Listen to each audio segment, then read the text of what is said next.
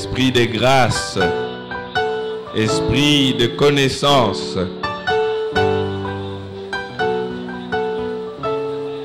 Installe-toi dans cette assemblée. Prends la place du roi. Prends la place du roi. Nous t'invitons, cher Saint-Esprit.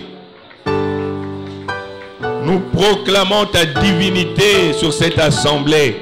Esprit de Dieu, tu es Dieu. Nous croyons en toi. Nous savons que tu es Dieu. Saint-Esprit, prends la place qui t'est due en ces lieux.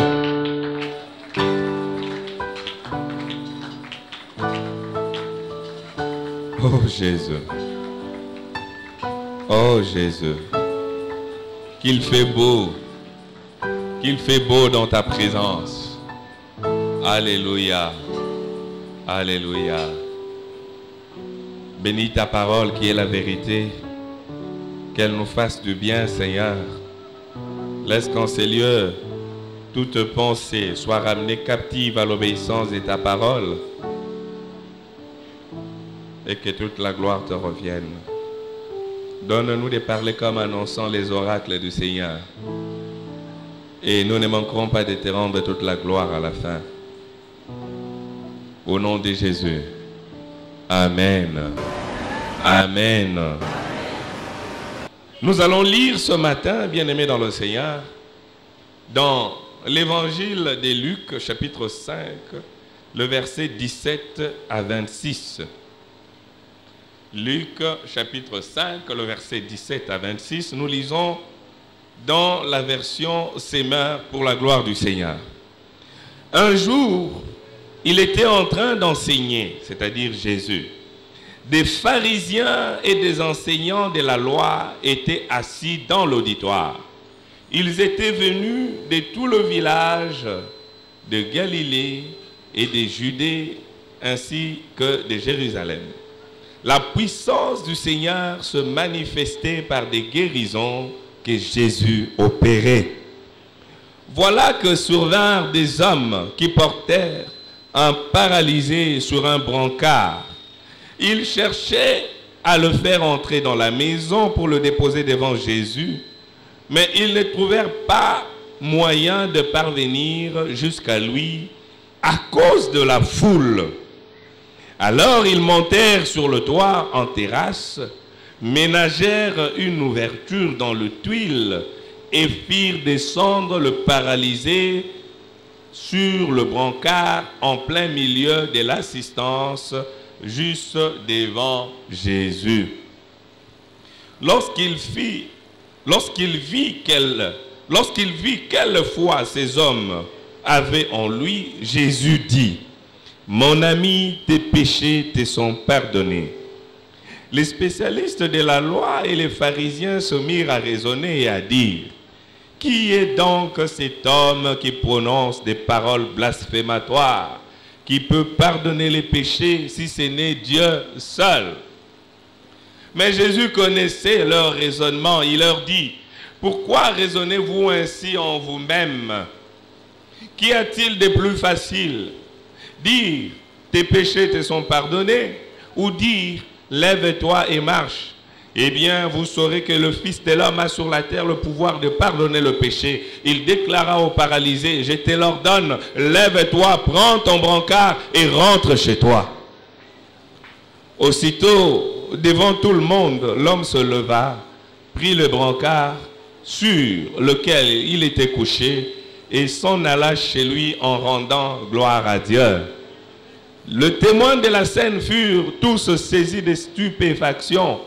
Ils rendaient gloire à Dieu et remplis de crainte disaient: nous avons vu aujourd'hui des choses extraordinaires. Est-ce qu'on peut acclamer la parole du Seigneur? Alléluia.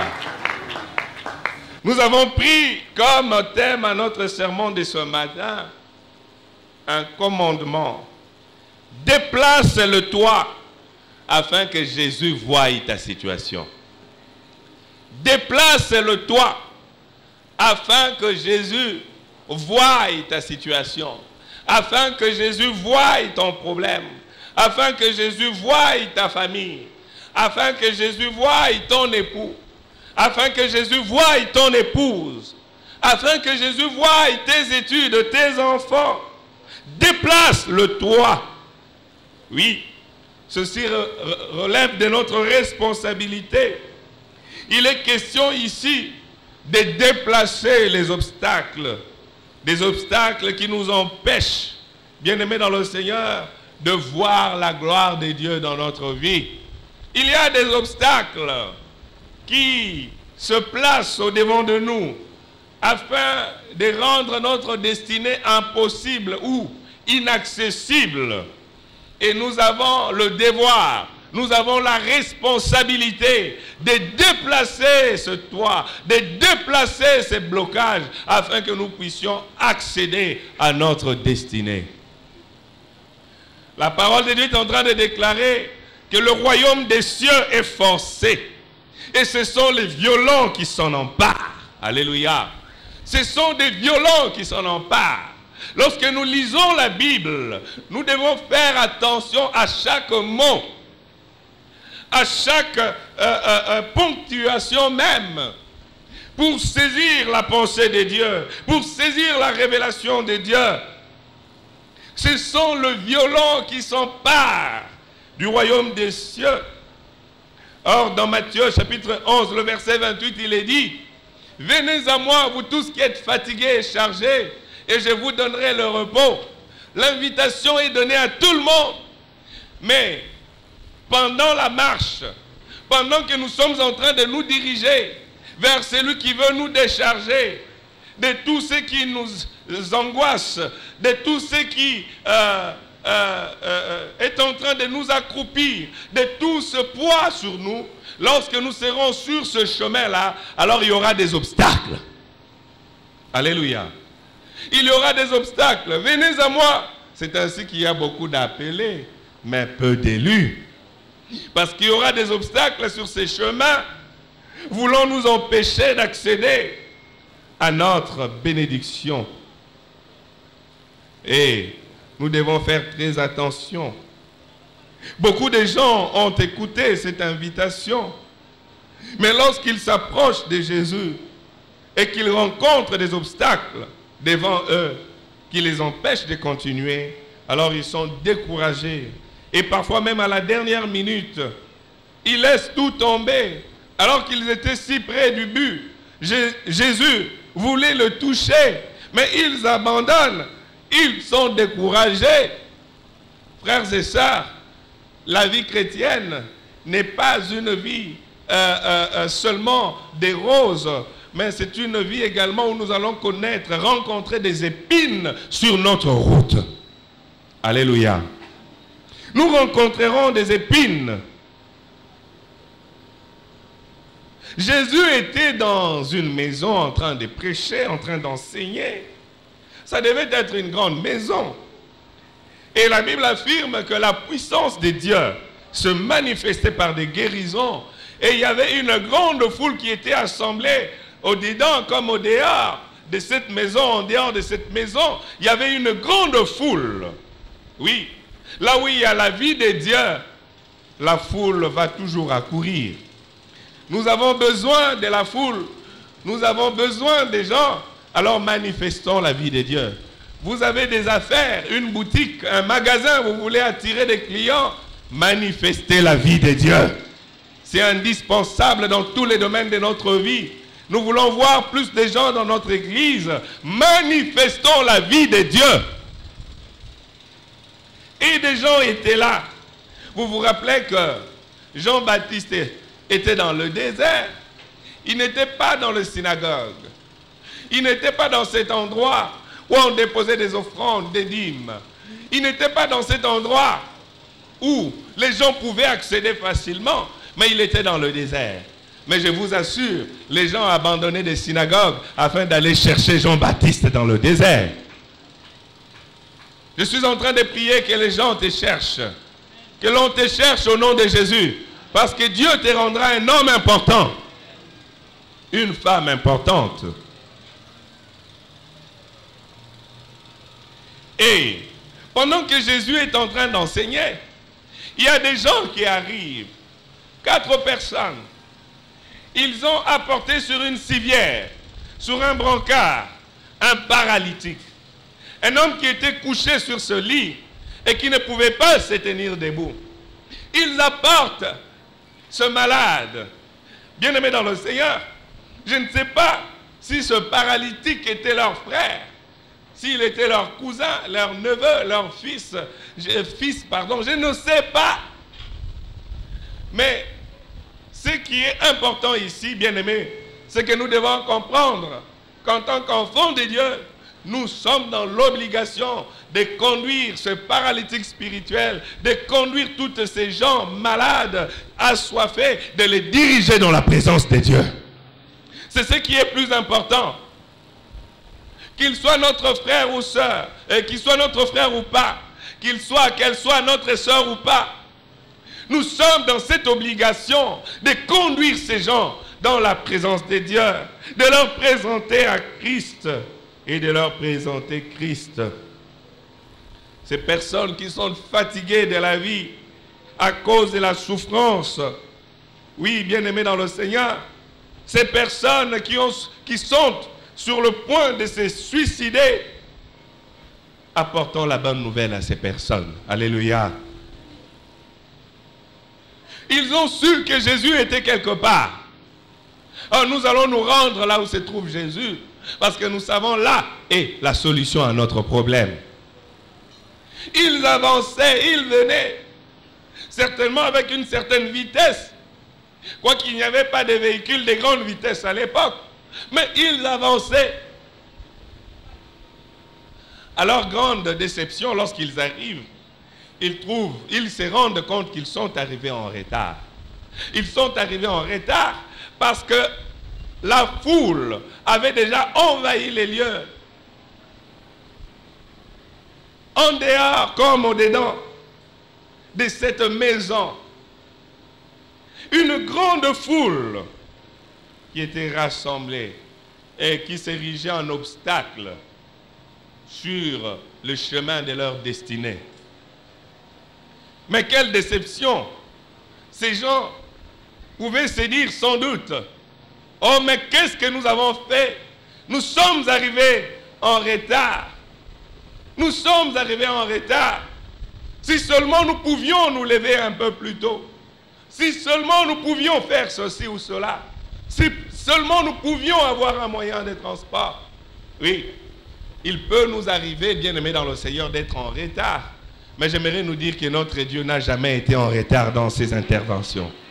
Vous êtes en retard, mais Dieu n'est pas en retard. Cela voudrait dire qu'il n'est pas encore trop tard pour vous. Il n'est pas trop tard pour vous. Car notre Dieu n'est jamais arrivé en retard. Oui, bien-aimé, il pouvait se culpabiliser en disant « C'est à cause de moi, c'est à cause de celui-ci. » Ils pouvaient s'accuser mutuellement. Mais ces gens n'ont fait rien de tout cela. Bien-aimés dans le Seigneur, lorsque nous sommes en pleine difficulté, nous avons un obstacle au devant de nous. Nous n'arrivons pas à avancer. Arrêtons de chercher des sorciers, mais cherchons plutôt à connaître quelle est la volonté de Dieu. Qu'est-ce que Dieu veut que nous fassions en ces moments-là? Alléluia. Alléluia. Ces gens bien-aimés dans le Seigneur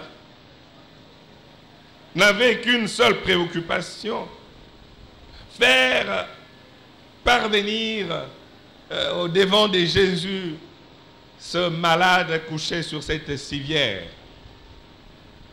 Ils étaient remplis de l'assurance dans leur cœur qu'une fois dedans, une fois à l'intérieur, alors notre problème sera résolu. Ils avaient cette confiance dans leur cœur. Un homme ordinaire aurait abandonné. Mais un homme de foi, une femme de foi, il réfléchit comme Dieu. Alléluia. Il réfléchit comme son Dieu. Il ne réfléchit pas comme un homme ordinaire. Non. Mais il a la pensée de Dieu. Il sait réfléchir comme son Dieu.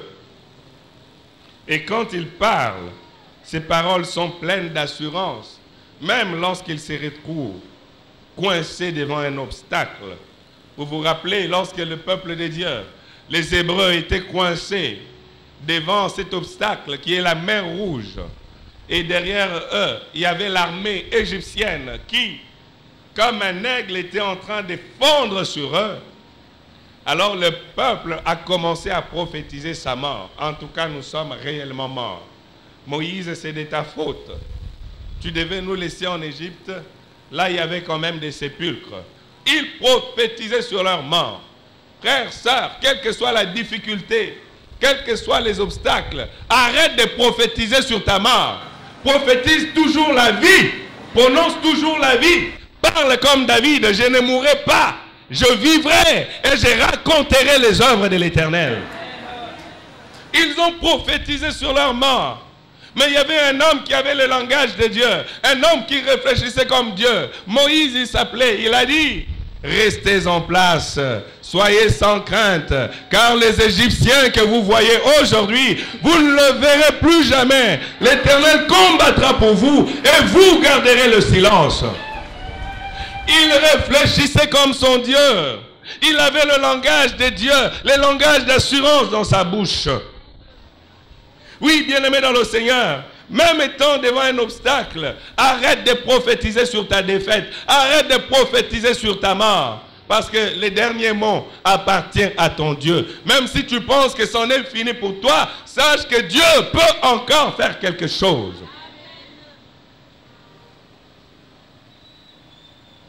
Ces gens ont commencé à réfléchir comme cela. Ils ont dit, puisque nous sommes convaincus qu'une fois dans la salle, en tout cas, ce bien-aimé, notre paralytique, notre malade que nous transportons sera guéri, alors nous devons chercher par tout le moyen d'y accéder. Par tout le moyen, frère, ça, si tu as compris que la solution se trouve en Jésus, alors même si on doit t'emprisonner, tu dois foncer. Même si on doit te critiquer, même si on doit se moquer de toi, puisque tu as su que la solution c'est Jésus, la solution c'est en Jésus, alors tu dois foncer.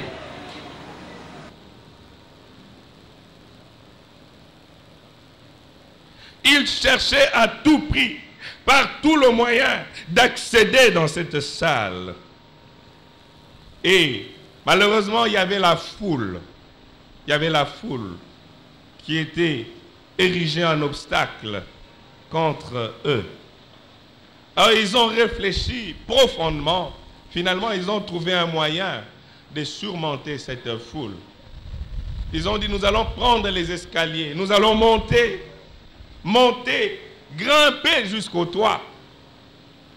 Mais comment est-ce qu'ils peuvent réfléchir comme cela? Le malade, ce n'est pas un enfant. Il a fallu 4 personnes au moins pour le transporter. Cela voudrait dire qu'il pesait. Donc, ils avaient un fardeau pesant avec eux, ces gens. Mais cela ne les empêche pas de monter. Alléluia. Un fardeau pesant, mais qui ne les empêche pas de monter, bien-aimés dans le Seigneur. Aujourd'hui, nous avons des gens qui n'arrivent plus à monter dans la présence de Dieu. Pourquoi? Étant affaiblis par le problème, étant affaissés par la charge des difficultés qui pèsent sur eux. Que des gens qui ont des problèmes qui arrêtent de prier. Pourquoi? Ils voient tellement grand son problème qu'il a du mal à exposer cela dans la présence de Dieu. Il a du mal.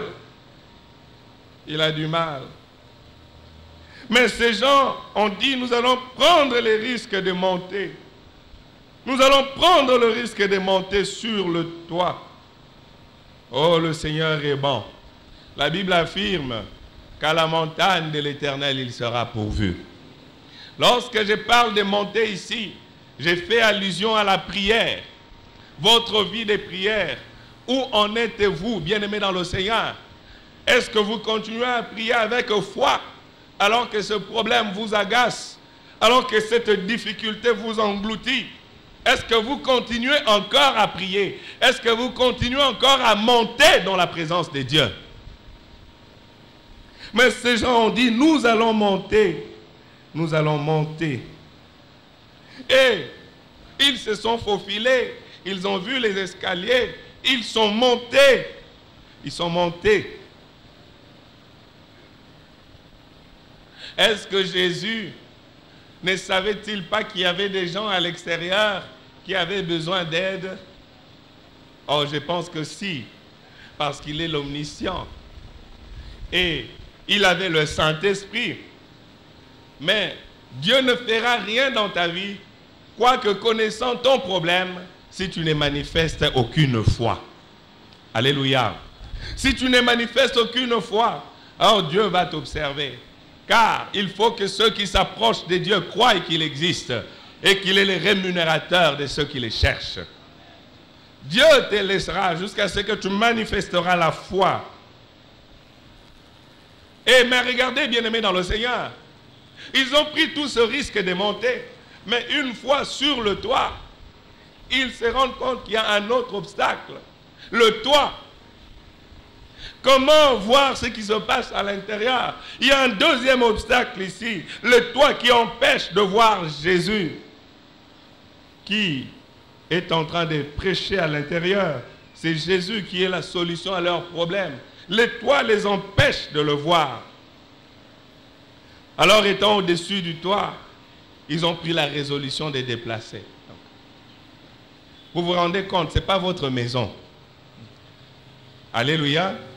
Ce n'était pas leur maison. Ils sont montés sur le toit d'autrui.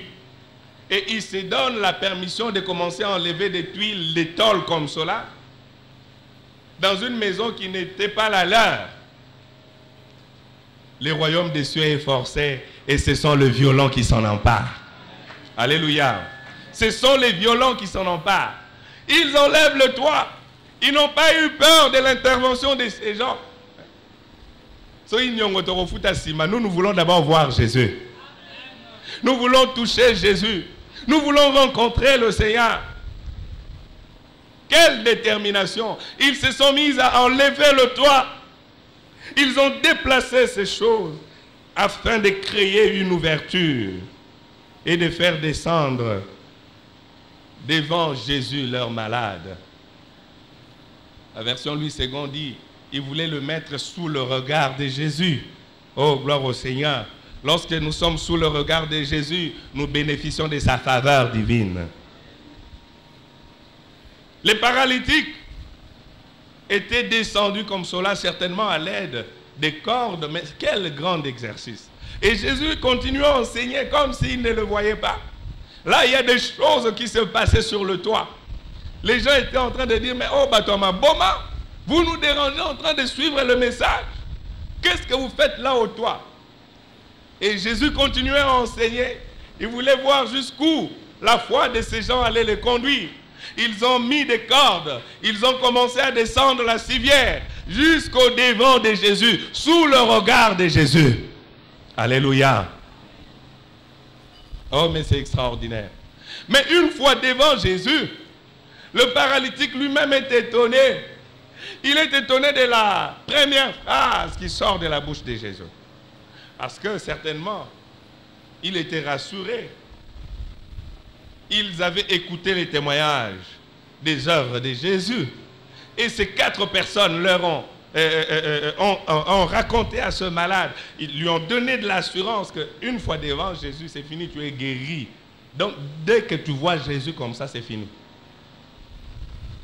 Mais lorsqu'on le dépose, la première phrase qui sort de la bouche de Jésus, tes péchés te sont pardonnés. Mais Seigneur, ce n'est pas ce que moi je cherche. Ce n'est pas ce que tu cherches, mais c'est le point de départ. Alléluia. C'est le point de départ. Tes péchés te sont pardonnés.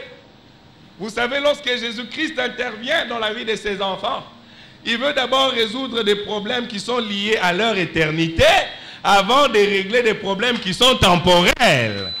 Il voulait d'abord régler ces problèmes liés à l'éternité.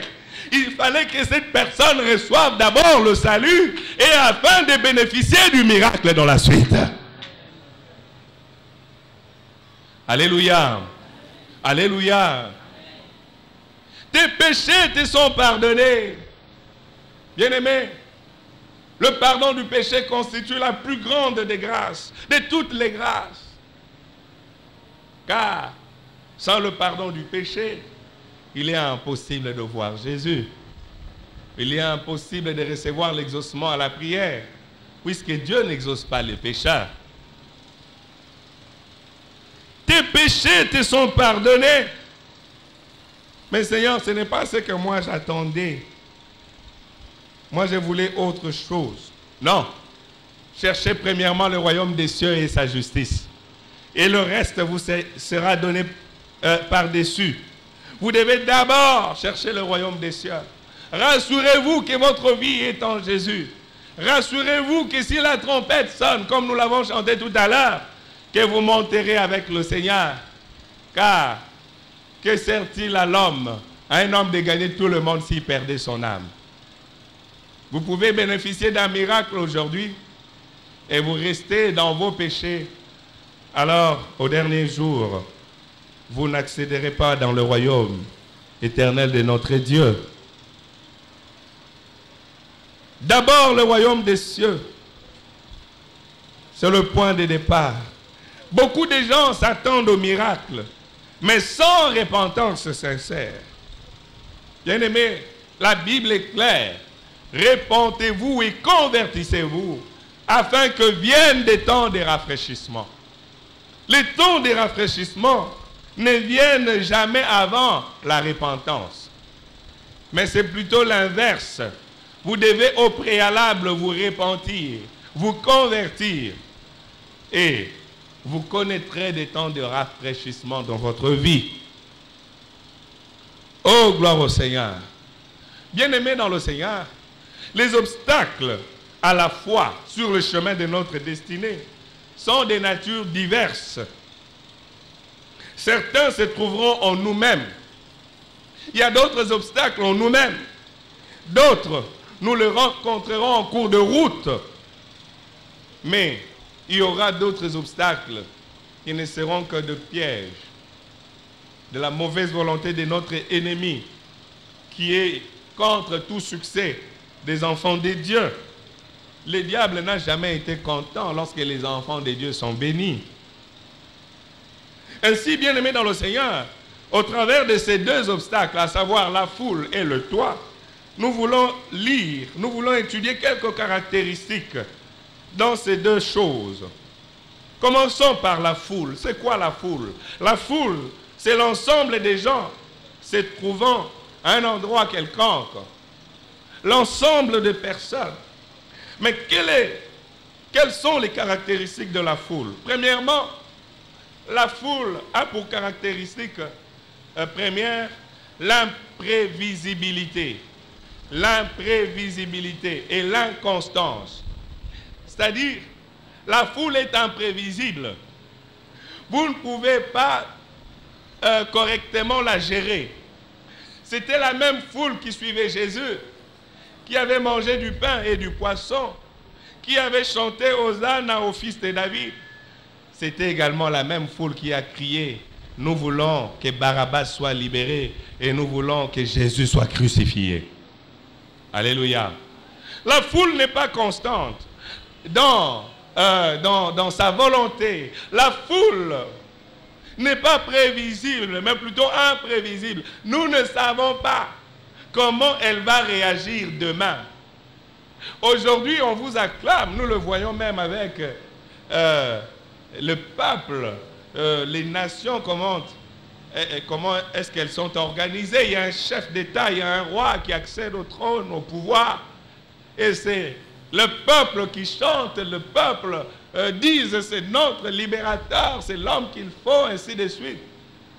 Mais c'est la même foule qui vous dira dégagez, nous n'avons plus besoin de vous. Alléluia. Est-ce que vous me comprenez? C'est la même foule.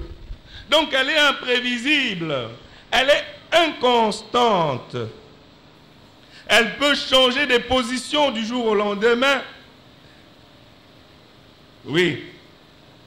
Ainsi, bien-aimés dans le Seigneur, dans cette première caractéristique, nous comprenons que le premier obstacle à la foi sur le chemin de notre destinée, c'est tout simplement ce manque de position et de conviction ferme dans le cœur.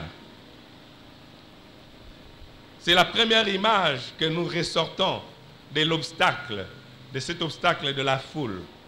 Bien-aimés dans le Seigneur, lorsque vous êtes une personne qui n'a pas de position et de conviction ferme, alors vous-même vous êtes un obstacle à votre destinée. Vous n'avez pas de conviction ferme. Aujourd'hui vous êtes ici, on a prêché, vous avez crié Amen. Mais demain quelqu'un vient vous dire non, je connais un monsieur vers les fins fonds du Bas-Congo. Dès que tu les rencontres, en tout cas, ton problème est résolu. Tu apportes une poule, tu apportes un drap blanc et apportes de l'huile, je ne sais comment.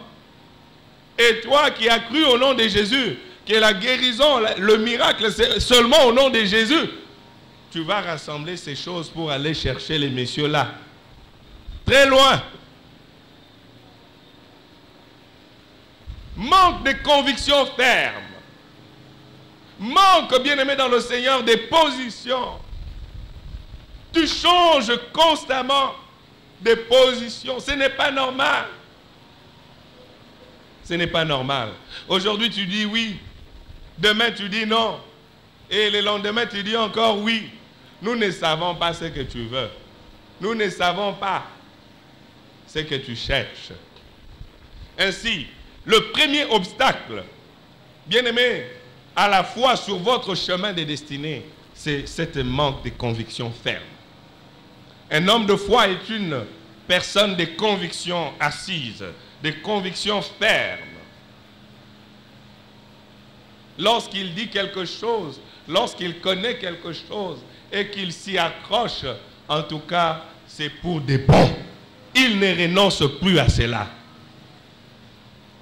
On les a arrêtés, on les a fouettés, on les jette en prison. Et puis on le fait sortir. Avec des menaces. Nous voulons que vous nous garantissiez que vous ne parlerez plus au nom de ce Jésus, cet imposteur de Jésus. Oh, mais vous êtes étonnant. Jugez vous-même s'il est normal que nous puissions vous obéir à vous plutôt qu'à Dieu. Il ne change pas de conviction. Ce qu'il a cru en ce qui concerne la vérité, alors bien aimé, il s'y accroche, il reste ferme, quelle que soit les tempêtes, quels que soient les vents qui soufflent, l'homme de foi reste ferme dans ses convictions. Il reste ferme dans ses convictions. Même si les gens doivent se moquer de toi, même si tu te rends compte que tu es en train de mourir à petit feu, ne change pas de conviction, ne change pas de langage. Un homme de Dieu a dit dans la Bible, si je parle comme eux, je trahirai la race des élus. Moi, je ne suis pas appelé à avoir leur langage. J'ai un langage. Je dois persévérer avec ce langage. Si je crois que Dieu est vivant, je dois le croire demain. Je dois le croire continuellement. Oh, bien-aimés dans le Seigneur, au travers de la foule, nous voyons des obstacles qui sortent ou qui sont en nous-mêmes. Premièrement, cette manque de position, de conviction ferme. Alors qu'il est dit que ceux qui s'approchent de Dieu croient qu'il existe. Croient qu'il existe. La deuxième caractéristique de la foule, c'est, nous le trouvons dans le langage de Jésus. La Bible dit que lorsque Jésus a regardé la foule, elle a eu pitié d'elle parce qu'elles étaient le foule comme des brebis sans berger. Sans berger. Il n'avait pas de berger. Le deuxième obstacle à la foi sur le chemin de notre destinée, bien-aimé, c'est lorsque Christ n'est pas réellement le Seigneur, n'est pas réellement le Maître, n'est pas réellement le berger de notre vie. La foule n'a pas un véritable chef, n'a pas un véritable berger. On ne peut pas contrôler le mouvement de la foule. Vous voyez des gens qui disent « Nous allons effectuer demain une marche pacifique ». Mais les transcords sont cassés, brûlés, les pare-brises des véhicules des autres sont brisés. Et pourtant, au départ, c'était une marche pacifique. Mais les éléments incontrôlés qui sont là, d'où viennent-ils? C'est parce qu'il n'y a pas un berger. Alléluia. C'est parce qu'il n'y a pas un maître. Alors, le deuxième obstacle, c'est lorsque Jésus-Christ n'est pas réellement le Seigneur de votre vie. C'est cela le deuxième obstacle. Beaucoup de gens aiment le Jésus sauveur, mais ils ne veulent pas de Jésus Seigneur. C'est deux choses différentes. Pourquoi est-ce qu'ils veulent de Jésus sauveur? Parce qu'ils ont des difficultés, ils ont des problèmes, ils veulent que Jésus le sauve. Mais pourquoi est-ce qu'ils ne veulent pas de Jésus Seigneur?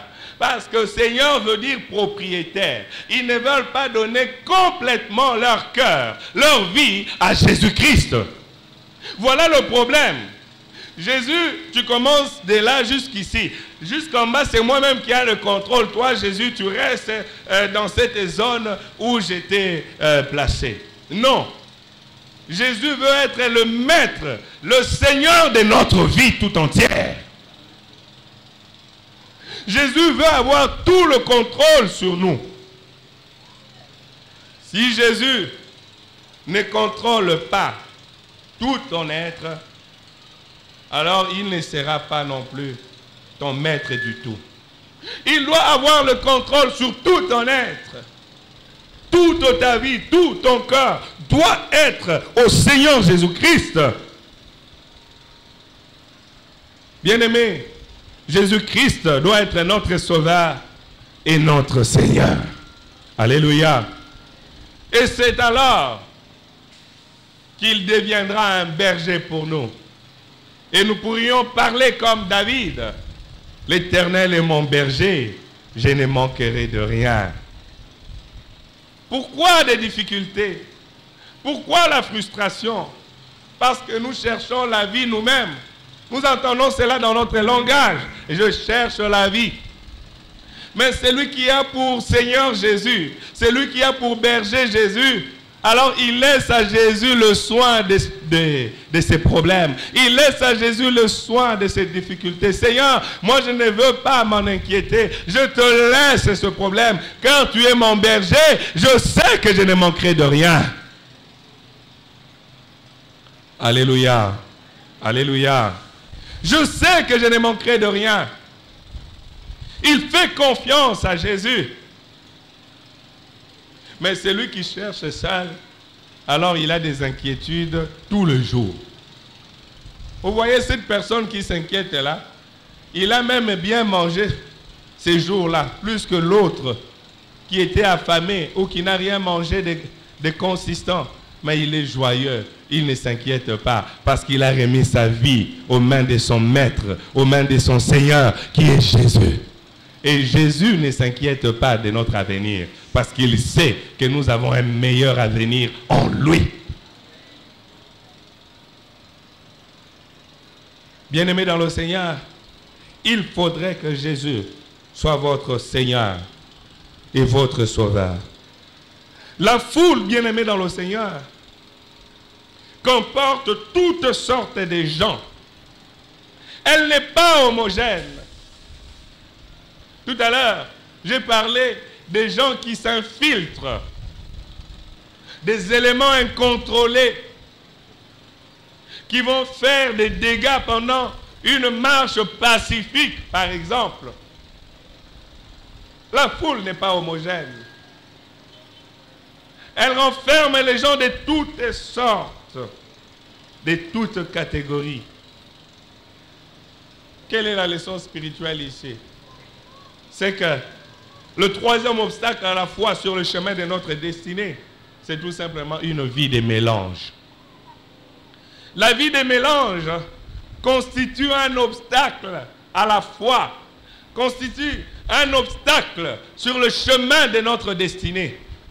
Si vous vivez dans le mélange, dans le syncrétisme, alors bien-aimés dans le Seigneur, vous-même vous érigez en obstacle contre votre réussite, votre destinée. Beaucoup de gens sont comme cela. Ils ont Jésus, mais avec une autre chose à côté. Ils ont Jésus, mais tout en consultant encore. Je ne sais pas, bien-aimés, des gens qui n'ont rien à voir avec la foi. Ils disent avoir Jésus, mais leur style de vie ne reflète aucunement la vie des enfants de Dieu.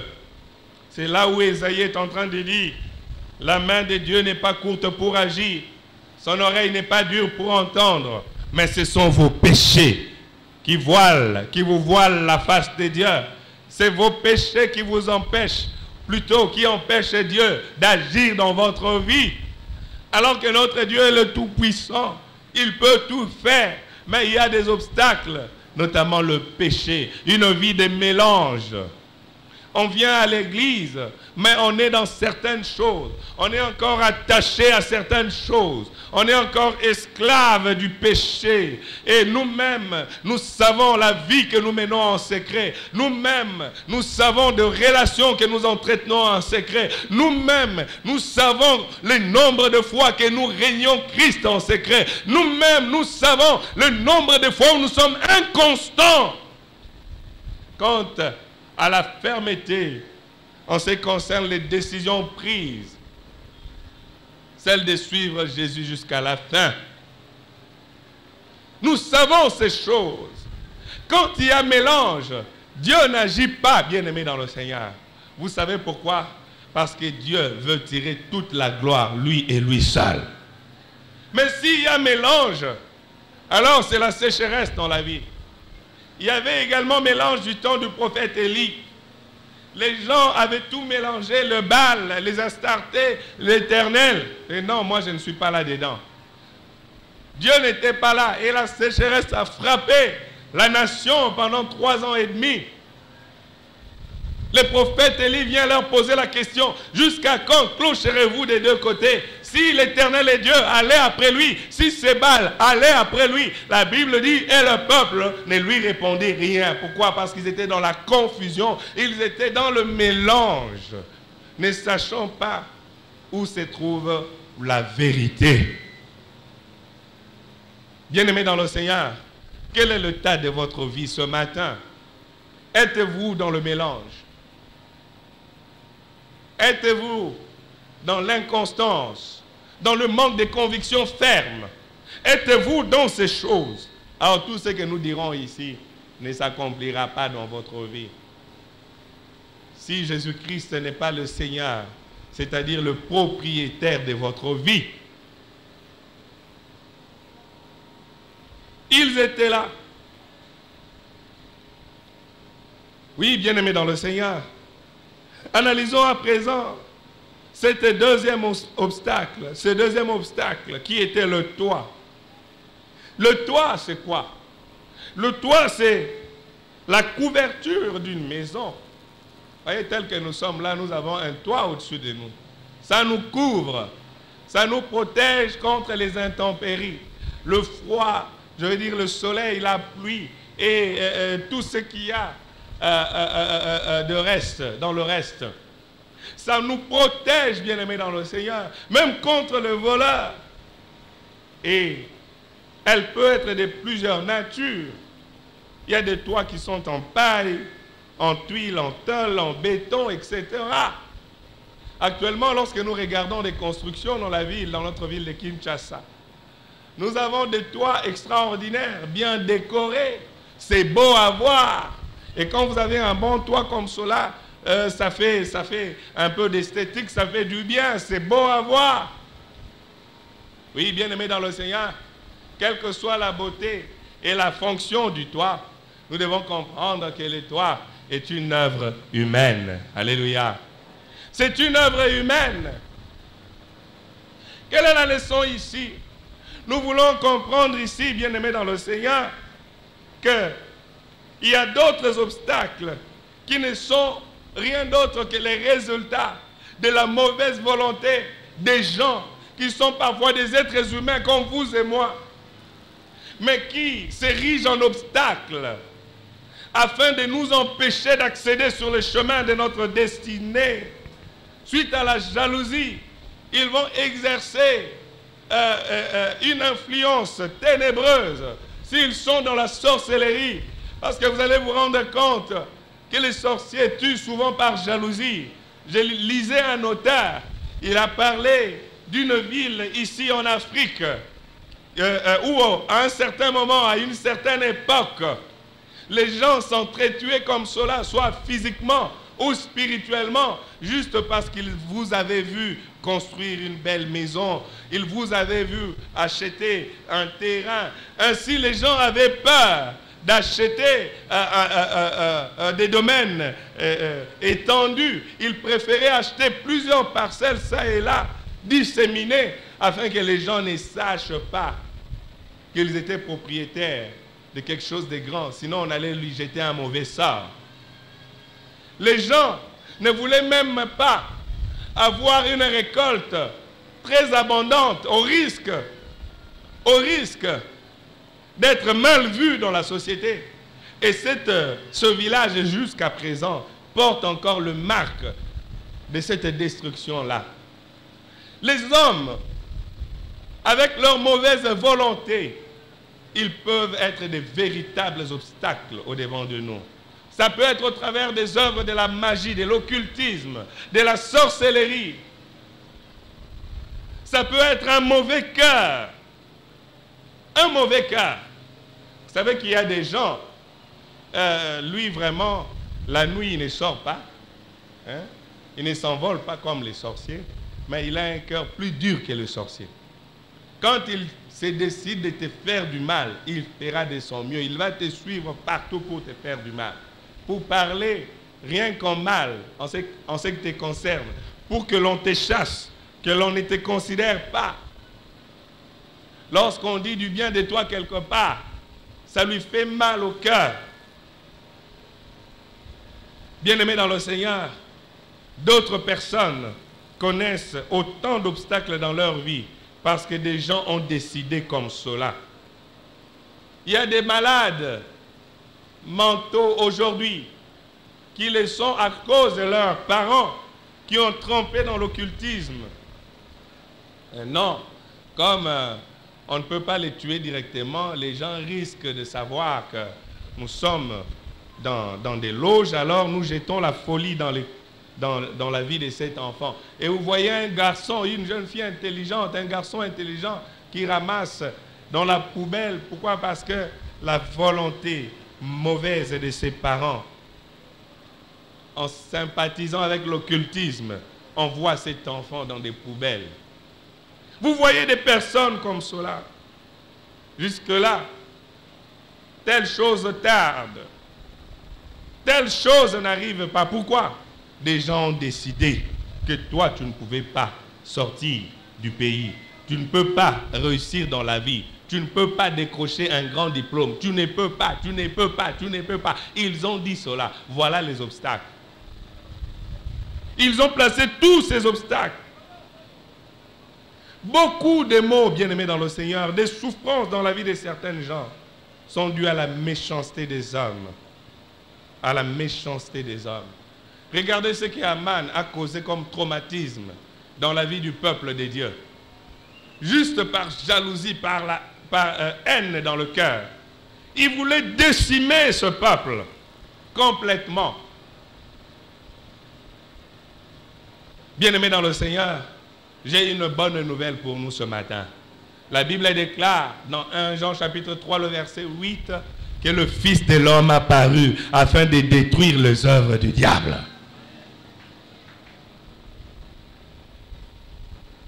Il est apparu afin de détruire les œuvres du diable.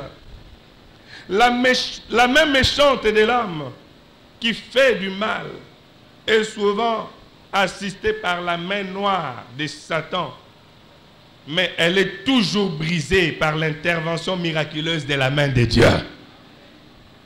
Est-ce que quelqu'un m'a compris? La main méchante de l'homme qui nous fait du mal est assistée par la main ténébreuse du diable, mais elle est toujours brisée par la main invisible de notre Dieu qui désire nous faire du bien. Le malheur atteint souvent les justes, mais l'Éternel l'en délivre toujours. Toujours. Raison pour laquelle le Fils de l'homme est descendu. Il voulait arrêter les œuvres du diable dans nos vies. Nous étions sous ses jougs. Nous étions, bien-aimés, sous des impossibilités incroyables. Mais Jésus est venu pour nous délivrer. Et en nous délivrant, il nous a ouvert le chemin. Il nous a montré le chemin. Dirigez-vous vers mon Père, car je suis le chemin, la vérité et la vie. Alléluia. Alléluia. Ainsi, nous sommes sur le chemin de notre destinée avec Jésus. J'aimerais le déclarer. Rien ni personne ne pourra nous en empêcher. Rien ni personne ne pourra nous arrêter. Parce que Dieu est de notre côté. Dieu est avec nous. Alléluia. Alléluia. Si Dieu est pour nous, qui sera contre nous? La main invisible de Dieu brise toujours la main des méchants. C'est très important. Bien-aimés, nous devons déplacer ce toit-là. Tu dois déplacer le toit. Comme je l'ai expliqué tout à l'heure. Ces oppositions des hommes, ces choses que des gens, dans leurs travaux nocturnes, ont déclaré, ont placé au devant de toi pour que tu n'accèdes pas à ta destinée. Ce matin, tu vas les déplacer au nom de Jésus. La Bible déclare, qui es-tu, grande montagne, devant Zorobabel? Tu seras aplani. Tu seras aplani. Aucun obstacle ne doit persister ce matin. Aucun bien-aimé dans le Seigneur. Nous devons le déplacer. Déplacer le toit relève de notre responsabilité. C'est ta responsabilité. Nous ne devons pas être semblables à ces chrétiens à qui Christ a dit, je vous ai donné le pouvoir. Mais lorsqu'ils sont devant un démoniaque, le démon est là en train d'agiter la personne et il pleure. Oh, Jésus, viens aider cet homme. Non! On ne pleure pas, mais on décide, on parle à l'obstacle. Alléluia!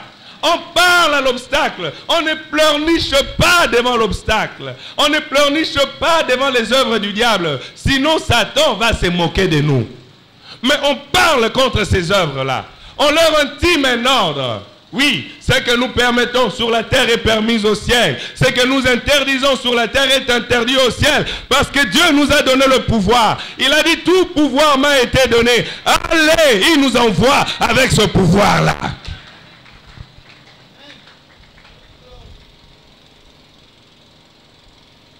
Arrête de pleurer devant les obstacles. Arrête de pleurer devant les œuvres du diable. Tu pleures et le diable continue à se moquer de toi. Il est temps que tu parles. Je disais à quelqu'un, il est temps que tu parles. Tu dois parler à ce toit. Tu dois parler à cet obstacle-là. Et il va s'en aller. Tu vas te poser la question, mais comment déplacer le toit? Par quel moyen? La Bible affirme que si vous avez une foi comme une graine de sénévé, vous diriez à cette montagne, ôte-toi de là et jette-toi dans la mer. Il se fera ainsi.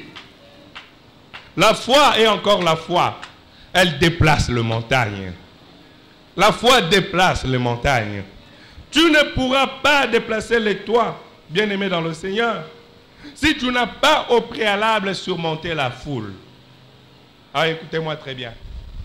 La foule, on ne la déplace pas. Mais on la transcende. Alléluia. On la transcende. C'est-à-dire, on monte au-dessus d'elle. On ne déplace pas la foule. On déplace les montagnes. Mais la foule, on doit la surmonter. On doit la surmonter, bien-aimé dans le Seigneur. C'est-à-dire, grimper, monter au-dessus d'elle. Ces 4 personnes n'ont pas déplacé la foule, mais ils sont allés monter au-dessus. Alléluia. Alléluia. Ils sont allés monter au-dessus. Tant que tu vis dans la foule, tu ne comprendras rien. Tu dois prendre une certaine hauteur. Il faudrait qu'il y ait une démarcation entre toi et la foule. Tu dois monter, tu dois monter. C'est alors que tu auras le contrôle, bien-aimé dans le Seigneur. Ensemble avec la foule, tu ne verras rien. Tu ne comprendras rien. Mais tu dois prendre de l'ascendance. Tu dois monter. Et étant au-dessus de la foule, tu sauras ce qui se passe. Et tu sauras ce qu'il faut exactement faire. Parce que tu as le contrôle. Nous voyons ces grandes puissances qui nous contrôlent avec des satellites, des drones qui doivent survoler notre espace aérien. Ils voient même ce que nous, les autochtones, nous ne voyons pas. Ils voient. C'est lui qui monte. Il a le contrôle. Alléluia. Il y avait un grand combat. Amalek avait attaqué Israël dans ce désert. Et Dieu a demandé à Moïse de monter. Moïse devait monter, escalader cette montagne. Et là, sur place, il voyait ce qui se passait. Dieu lui demande de lever le main. Et lorsqu'il gardait le main levé, Israël avait la victoire. Lorsqu'il baissait le main, Israël était en train de reculer. Comment savoir que tu es en train de gagner? Comment savoir que ton ennemi est en train de progresser? Il faut être à une certaine hauteur. Ainsi, Moïse ne pouvait pas baisser les bras parce qu'il savait ce qui se passait. Si je baisse les bras maintenant, le combat n'est pas encore fini. Pour le savoir, tu dois monter dans la présence de Dieu. Tu dois monter dans une certaine hauteur. C'est alors que tu auras le contrôle de ce qui se passe réellement dans ta vie. Est-ce que quelqu'un me comprend? Alléluia. Alléluia. Il faut monter. Ma soeur, mon frère, la vie de prière que tu avais eue en 2014 est révolue. Tu dois changer de dimension. Est-ce que tu me comprends? Oui, dis-toi toi-même, je dois changer de dimension. C'est très important. Tu dois monter encore plus haut. Tel l'aigle qui prend son envol, qui monte plus haut afin de repérer sa proie. Tu dois monter, ma soeur. Tu dois monter, mon frère. Alléluia. Change ta manière de prier. Change ta façon de chercher Dieu. Vous savez, en matière de la recherche de Dieu, il y a chercher Dieu et chercher Dieu. Alléluia. Il y a chercher et chercher. Tout le monde cherche. Mais tout le monde ne cherche pas de la même manière. C'est très important. De quelle manière es-tu en train de chercher Jésus? Je t'annonce ce matin que si tu le cherches de tout ton cœur, tu les trouveras. Parce que Dieu se laisse trouver par ceux qui les cherchent. Et cela de tout leur cœur. Oh, le Seigneur est merveilleux. Dieu est merveilleux. On ne déplace pas la foule, mais on la surmonte. On doit monter. Il faut transcender, aller au-dessus de la foule, afin d'avoir le contrôle. Afin d'avoir le contrôle. Oui, bien-aimé dans le Seigneur, quand je parle de cette foule, il s'agit, ou il est question de ces 3 grands obstacles que nous avons énumérés tout à l'heure,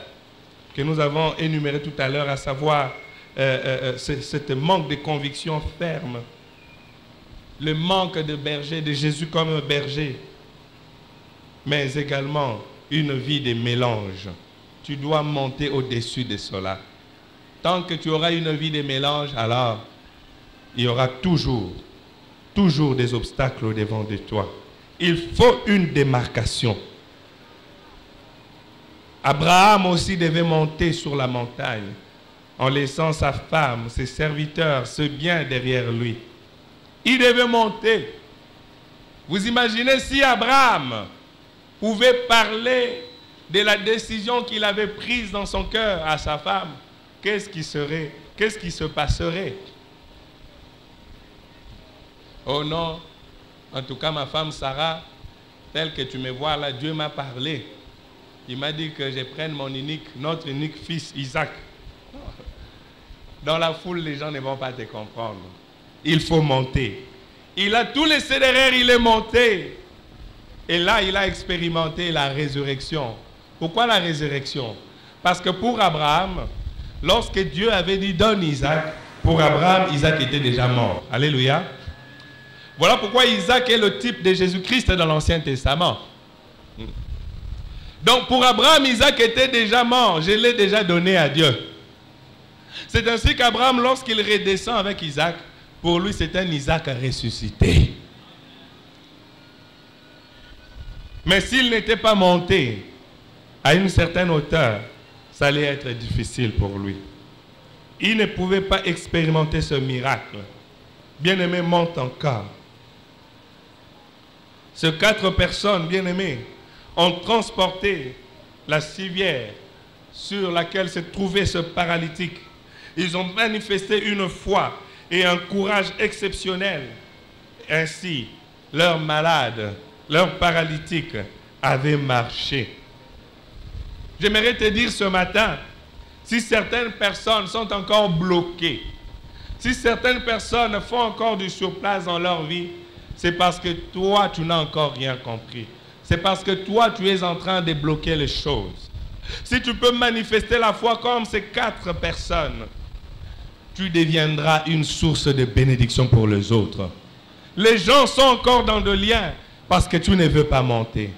Les gens sont encore en train de souffrir parce que tu ne veux pas prendre tes responsabilités. Les gens sont encore en train de mourir parce que tu ne veux pas parler. Mais si tu prends la décision ce matin, comme ces personnes, de monter, de parler, de faire un geste, de poser un acte, alors la vie ou les vies de plusieurs personnes seront délivrées. Car l'intention de Dieu, c'est de faire de toi une source de bénédiction. La parole de Dieu déclare: je fais de toi un traîneau aigu tout neuf, afin de broyer les montagnes, afin de détruire ces obstacles au-devant de toi. Oh, le Seigneur est merveilleux. Nous voulons prier le Seigneur notre Dieu. Déplace le toit, afin que Jésus voie ta situation. Qu'est-ce qui constitue un toit dans ta vie? Qu'est-ce qui constitue un obstacle dans ta destinée, dans le progrès de ta vie, sur le chemin, bien-aimé dans le Seigneur, de ta destinée?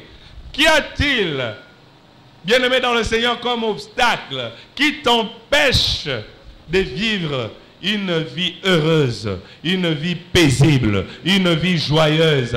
Qu'est-ce qui t'empêche, bien-aimé dans le Seigneur? Si ce sont des choses, des obstacles qui se retrouvent en toi, alors tu dois le déplacer ce matin. La vie de mélange, la vie de péché, tu dois y sortir.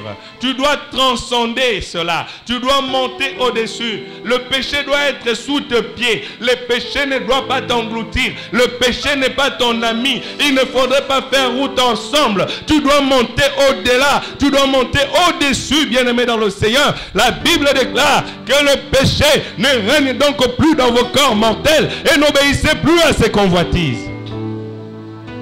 Oh Jésus, quel est l'obstacle ce matin? Manque de fermeté, de conviction. Tu changes tes décisions comme cela.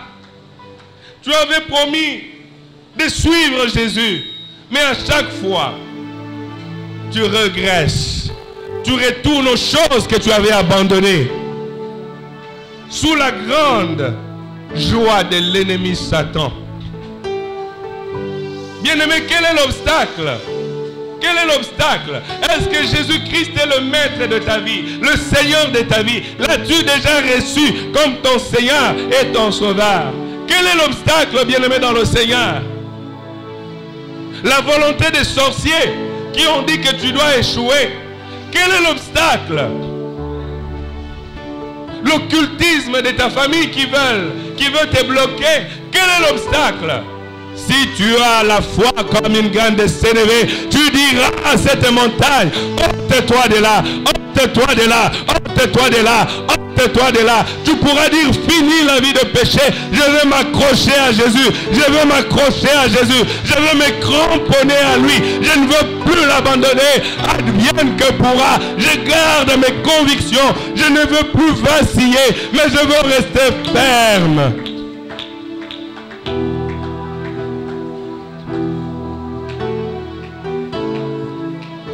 Oh Jésus. Tu dois surmonter la foule et déplacer le toit. Tu dois surmonter la foule et déplacer le toit. Surmonte la foule, mais déplace le toit. Surmonte la foule, mais déplace le toit. Oh Jésus, Jésus, Jésus. Y a-t-il quelqu'un qui veut dire, moi je veux surmonter la foule? Je veux surmonter cette foule qui s'érige en obstacle contre ma vie. Lève-toi, lève-toi, nous allons prier. Y a-t-il quelqu'un qui veut déplacer le toit de sa vie? Il veut déplacer le toit afin que Jésus voie sa situation. Bien-aimé, tant qu'on n'a pas surmonté la foule, on ne pourra pas déplacer le toit. Il faut commencer par surmonter la foule. C'est alors que le toit pourra être déplacé. Commençons par surmonter la foule. Regardez ces choses, ces obstacles à la fois sur le chemin de notre destinée. Tout ce que nous avons énuméré. Parlons à Dieu. Ça relève de notre responsabilité. Y a-t-il des choses auxquelles nous devons renoncer? Renonçons, renonçons, renonçons. Élevons nos voix et prions. Prions de tout notre cœur.